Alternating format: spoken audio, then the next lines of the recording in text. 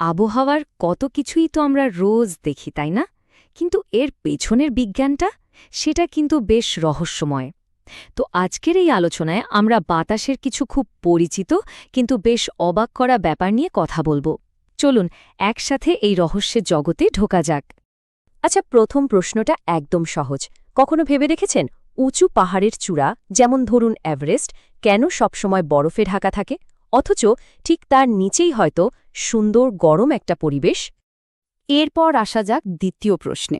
আচ্ছা, সমুদ্রের ধারে গেলে কেমন একটা ঠান্ডা ফুরফুরে হাওয়া লাগে, তাই না? মনটা একদম জুড়িয়ে যায়। কিন্তু এই হাওয়াটা আসে কোথা থেকে? এর পেছনেও কিন্তু দারুণ একটা বিজ্ঞান আছে। আর আমাদের শেষ প্রশ্নটা বেশ গুরুত্বপূর্ণ। এই যে শান্ত নিরীহ বাতাস, সেটা হঠাৎ করে কিভাবে এমন ভয়ঙ্কর ঝড়ের রূপ নেয়? সাইক্লোন, যা কিনা সবকিছু ভেঙেচুরে তছনছ করে দেয়, এই অসম্ভব শক্তিটা আসে কোত্থেকে? তো চলুন প্রথমে প্রথম প্রশ্নটারই উত্তর খোঁজা যাক। কেন ওপরে উঠলে ঠান্ডা লাগে?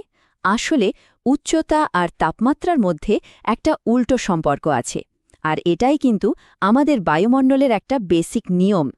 অনেকেই আমরা ভাবি যে সূর্য মনে হয় সরাসরি বাতাসকে গরম করে, কিন্তু ব্যাপারটা আসলে তা না। সূর্যের তাপ প্রথমে এসে পড়ে আমাদের মাটি বা ভূপৃষ্ঠে।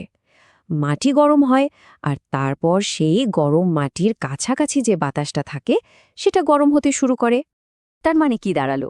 মাটি থেকে যত ওপরে ওঠা যাবে, গরম মাটি থেকে দূরত্ব তত বাড়বে, আর বাতাসও তত ঠান্ডা হতে থাকবে। বিজ্ঞানের ভাষায় এই যে তাপমাত্রা কমে যাওয়ার হার, একেই বলে ল্যাপস রেট। আর মজার ব্যাপার হলো, এই কমার হারটাও কিন্তু মোটামুটি ফিক্সড। প্রতি 1 কিলোমিটার ওপরে ওঠার জন্য তাপমাত্রা কমে যায় প্রায় 6.5 ডিগ্রি সেলসিয়াস। ভাবুন একবার, ঠিক এই কারণে এভারেস্টের মতো উঁচু চূড়াগুলোর তাপমাত্রা সবসময় 0 ডিগ্রির নিচে থাকে আর বরফে ঢেকে যায়।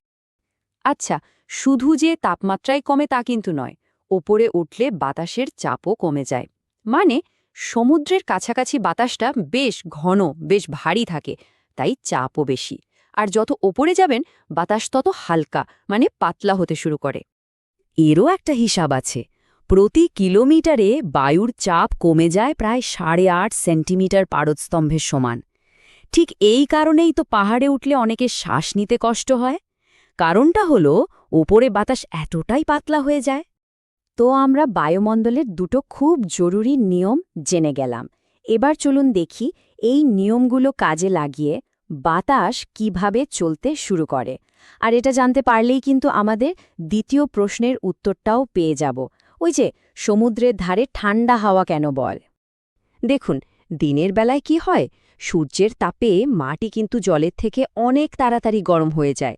ফলে মাটির ওপরের বাতাসটাও গরম আর হালকা হয়ে সোজা ওপরে উঠে যায়। তখন সেখানে একটা খালি জায়গা তৈরি হয়, মানে একটা লো প্রেশার বা নিম্নচাপ এলাকা। আর সেই খালি জায়গাটা ভরাট করতে সমুদ্রের ওপর থেকে ঠান্ডা আর ভারী বাতাস হুড়মুড় করে ছুটে আসে। ব্যাস, এটাই হলো সি ব্রিজ বা সমুদ্রবায়ু। আর রাতে রাতে হয় ঠিক এর উল্টোটা, যাকে আমরা বলি স্থলবায়ু। এই যে গরম বাতাস ওপরে উঠছে আর ঠান্ডা বাতাস তার জায়গা নিচ্ছে, এই পুরো সাইকেল বা চক্রটাকেই বিজ্ঞানে বলে পরিচলন স্রোত বা কনভেকশন কারেন্ট। তার মানে সমুদ্রের পাড়ে দাঁড়িয়ে যে ঠান্ডা হাওয়াটা আমরা উপভোগ করি, সেটা আসলে প্রকৃতির এই দারুণ একটা সিস্টেমেরই অংশ। তো সাধারণ বাতাস কিভাবে বয় সেটা তো বোঝা গেল, কিন্তু ভাবুন তো, এই পরিচলন স্রোতই যখন বিশাল, মানে একদম ভয়ঙ্কর আকার নেয়, তখন কি হয়? ঠিক তাই, জন্ম হয় ঘূর্ণিঝড়ের। চলুন দেখি সেটা কিভাবে হয়। ব্যাপারটা শুরু হয় সমুদ্র থেকে। যখন সমুদ্রের জল অনেক বেশি গরম হয়ে যায়, তখন সেখান থেকে প্রচুর পরিমাণে জলীয় বাষ্প তৈরি হয়ে সোজা ওপরে উঠতে থাকে।